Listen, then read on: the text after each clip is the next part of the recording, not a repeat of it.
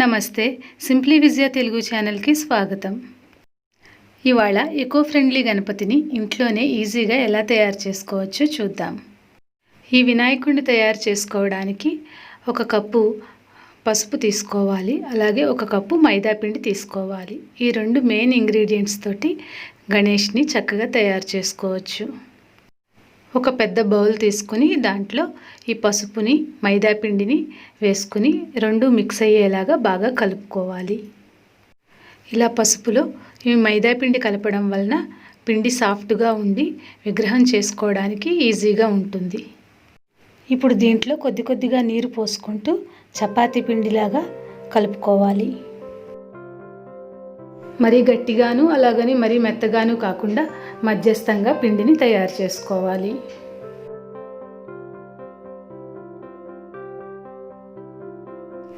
ఇలా కలుపుకున్న ఈ పిండిని ఒక 10-15 మినిట్స్ పాటు మూత పెట్టేసి ఉంచితే పిండి నాని సాఫ్ట్గా తయారవుతుంది.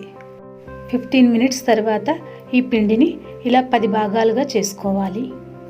ఇలా పెద్ద సైజులో ఉన్న ఈ ఉండని బాడీ కోసం యూస్ చేస్తాము. తర్వాత సైజులో ఈ రెండిట్లలోనూ ఒకటి పీఠానికి ఒకటి తలకి వాడతాము. తర్వాత సైజులోవి కాళ్ళకి, ఆ తర్వాత సైజులోవి చేతులకి, ఇంకా చిన్న సైజులో ఉన్నవి చెవులకి, ఈ ఒక్క ఉండ ఉంది కదా ఇది తొండానికి యూస్ చేస్తాము. ఇప్పుడు సెకండ్ సైజులో ఉన్న ఈ రౌండ్స్లో ఒక పార్ట్ తీసుకుని పీఠం తయారు చేసుకోవాలి. చిన్న కప్పులో నీరు పెట్టుకుని కొద్దిగా తడి చేసుకుంటూ సాఫ్ట్గా ఉండేలాగా బీటలు లేకుండా చక్కగా పీఠం తయారు చేసి పెట్టుకోవాలి. ఇలా ఫ్లాట్గా తయారు చేసుకుని ఇది ఒక ప్లేట్లో పెట్టుకోవాలి.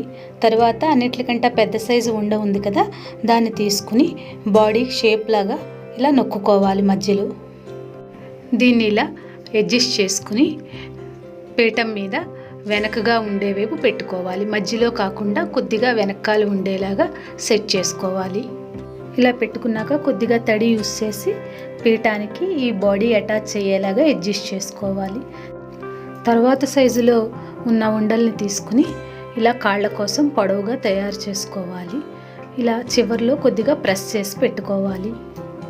అలాగే ఆ తర్వాత సైజులో ఉన్న రౌండ్స్ యూస్ చేసి చేతుల కోసం పొడవుగా తయారు చేసుకోవాలి.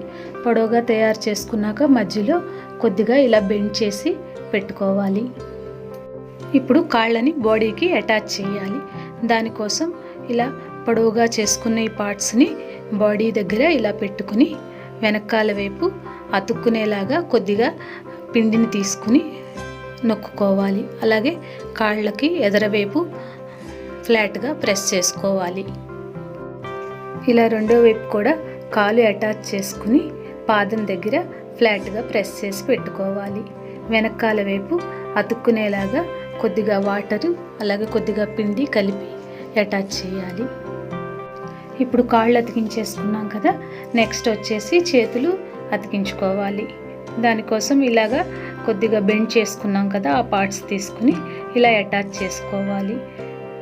వెనకాల వైపు కొద్దిగా తడి చేసుకుని నొక్కుని ఎదరవైపు అరిచేయ ఫ్లాట్గా ఉండేలాగా నొక్కుకోవాలి.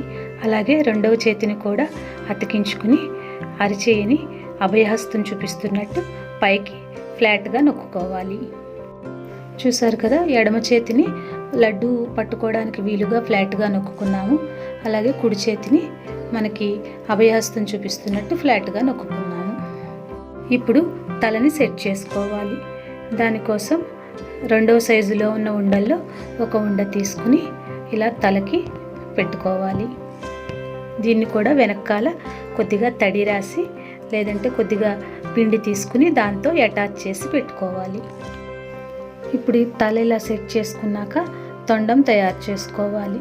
దానికోసం మనం రెడీగా పెట్టుకున్న ఒక రౌండ్ తీసుకుని దాన్ని కూడా ఇలా కోన్ షేప్లో తయారు చేసుకుని ఇలా తలకి అటాచ్ చేసుకోవాలి. ఈ తొండం కింద వైపు ఇలా ఎడమ అరిచేతిలోకి బెండ్ అయ్యేలాగా సెట్ చేసుకోవాలి. ఇప్పుడు అన్నిటికంటే లాస్ట్ సైజు రౌండ్స్ ఉన్నాయి కదా వాటితో చెవులు సెట్ చేసుకోవాలి.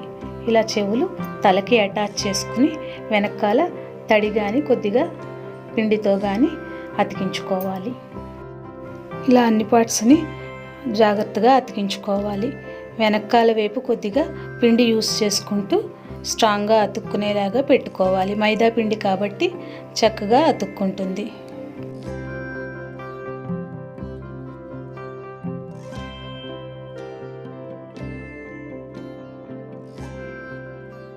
ఇలా ఒక నీడిల్ని కానీ ఒక పుల్లని కానీ తీసుకుని నుదుటి మీద విభూది బొట్లు ఉండే ప్లేస్లో ఇలా ఇంప్రెషన్స్ పడేలాగా నొక్కుకోవాలి. అలాగే తొండం మీద కూడా నొక్కుకోవాలి. కళ్ళ కోసం నేను మిరియాలు యూస్ చేశాను. 2 పెద్ద సైజు మిరియం గింజలు తీసుకుని ఇలా కళ్ళ ప్లేస్లో తొండానికి 2 వైపులా లోపలికి నొక్కుకున్నాను. ఒక దారాన్ని 3 పోగుల్లా తీసుకుని తొండం కింద నుంచి ఇలా యజ్ఞోపవేతంలాగా సెట్ చేసుకున్నాను. తొండం అతికించక ముందు కూడా ఇది సెట్ చేసుకోవచ్చు. ఎక్స్ట్రా ఉన్న దారాన్ని కొద్దిగా కట్ చేసుకుని ఇలా నీట్గా సెట్ చేసుకోవాలి. ఇక దంతాల కోసం ఒక టూత్పిక్ తీసుకున్నాను. ఈ టూత్పిక్ని ఒకటి పొడుగు ముక్కగాను ఒకటి కట్ అయినట్టుగా చిన్న ముక్కలాను కట్ చేసుకుని తొండానికి 2 వైపులా గుచ్చాను. ఇప్పుడు తల మీద కిరీటం కోసం 2 సైజుల్లో ఇలా పొడవుగా పిండిని చేసుకుని ఇలా తల మీద ఒకదాని మీద ఒకటి సెట్ చేసుకోవాలి. ఇప్పుడు చిన్నగా ఒక రౌండ్ బాల్లా చేసుకుని దాన్ని అన్నిట్లకంటే పైన అతికించుకోవాలి. కిరీటం తయారైపోయింది. ఇప్పుడు నుదుటి మీద విభూది బొట్లు కోసం నేను వైట్ తిలకాన్ని యూస్ చేశాను. వైట్ పెయింట్నైనా యూస్ చేసి ఇలాగా బొట్లు పెట్టుకోవాలి. ఇలా వైట్ నామాల మధ్యన కుంకుమ బొట్టులాగా ఇలా రెడ్ కలర్ తిలకంతో ఇలా బొట్టులాగా పెట్టుకోవాలి. ఇప్పుడు పిండితో ఒక చిన్న బాల్ లాగా చేసి రౌండ్ లాగా తయారు చేసి దాన్ని ఉండ్రంలాగా వినాయకుడి అరిచేతిలో పెట్టి దానికి వైట్ కలర్ పెయింట్ వేసుకోవాలి. అలాగే చేతి మీద కూడా విభూది నామాలు పెట్టుకోవాలి. ఇంకా కిరీటాన్ని కొద్దిగా అలంకరిస్తే బాగుంటుందని నా దగ్గర వైట్ స్టోన్స్ ఉన్నాయి. అవి ఇలా సెట్ చేసుకున్నాను. చివరిగా ఇలా చిన్నగా ఎలకను తయారు చేసుకుని దాని కళ్ళకి 2 మిరియం గింజలు యూస్ చేసి ఇలా సెట్ చేసుకోవాలి. ఎలక మీద కూడా వైట్ కలర్తో నామాల్లాగా పెయింట్ చేసుకుంటే చూడ్డానికి బాగుంటుంది. ఇలా వినాయకుడిని మన ఇంట్లో అవైలబుల్గా ఉన్న చిన్న చిన్న ఐటమ్స్తో అందంగా డెకరేట్ చేసుకోవచ్చు. ఇంకా మిగిలిన పిండితో వినాయకుడి ముందు ఒక చిన్న ప్లేట్లా తయారు చేసి దాంట్లో ఉండ్రాళ్ళులాగా పెట్టుకుని దానికి వైట్ కలర్ పెయింట్ వేసుకున్నాను. చివరిగా ఇలా ఒక చిన్న దండ ఉంది, అది వినాయకుడికి వేసుకుని ఇలా సెట్ చేసుకున్నాను. చూసారు కదా, వినాయకుడు ఎంతో అందంగా ముద్దుగా చాలా బాగున్నాడు కదా. ఇలా మన చేతులతో మనం ఇంట్లో ఉండే ఐటమ్స్ తోటే వినాయకుడిని తయారు చేసుకుంటే ఎంతో సాటిస్ఫాక్షన్ ఉంటుంది. అలాగే పర్యావరణానికి కూడా ఎంతో మేలు చేసిన వాళ్ళం అవుతాము.